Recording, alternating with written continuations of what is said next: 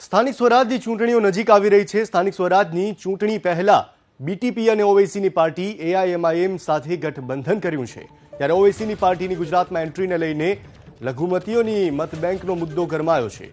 મુસ્લિમોને કોંગ્રેસ પર ભરોસો ન રહ્યો હોવાથી ઓવૈસી જેવા નેતાઓ પ્રયાસ કરતા હોવાનો મુદ્દો ઉઠ્યો। બિહારમાં મુસ્લિમ મતદાર પ્રભાવિત બેઠકો પર કોંગ્રેસ કરતા ઓવૈસીનું પ્રદર્શન સારું રહ્યું। નેતૃત્વ વિહોણી કોંગ્રેસને હવે લઘુમતી સમાજ પણ સમર્થન ન કરતા હોવાનું મુખ્યમંત્રીએ કહ્યું છે। મુસ્લિમોને કોંગ્રેસ પર ભરોસો ન રહ્યો હોવાથી ઓવૈસી જેવા નેતાઓ પ્રયાસ કરતા હોવાનું તેમણે કહ્યું છે। આટલું જ નહીં, બિહારમાં મુસ્લિમ મતદાર પ્રભાવિત બેઠકો પર કોંગ્રેસ કરતા ઓવૈસીની પાર્ટીનું પ્રદર્શન સારું રહ્યાનો અને નેતૃત્વ વિહોણી કોંગ્રેસને હવે લઘુમતી સમાજ પણ સમર્થન ન કરતી હોવાનું મુખ્યમંત્રી રૂપાણીએ દાવો કર્યો।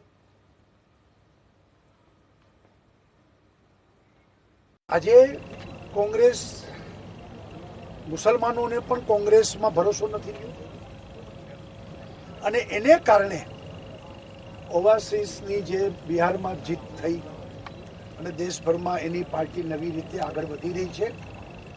કોંગ્રેસ એમાં પણ ફસાણી છે। ગઈકાલે જ અબડાસામાં કોંગ્રેસના મુસ્લિમ લોકોએ બધાએ રાજીનામા આપ્યા। મુસલમાનો પણ કોંગ્રેસથી નારાજ છે। છેલ્લી 8 ચૂંટણીમાં પણ જે કારમો પરાજય થયો છે। મેં તેથી પણ કીધું હતું કે કોંગ્રેસ ડૂબતી નાવ છે। દેશભરમાં કોંગ્રેસનું નેતૃત્વ ખતમ થઈ ગયું છે। કોંગ્રેસ નેતાગીરી વિહોણી થઈ ગઈ છે।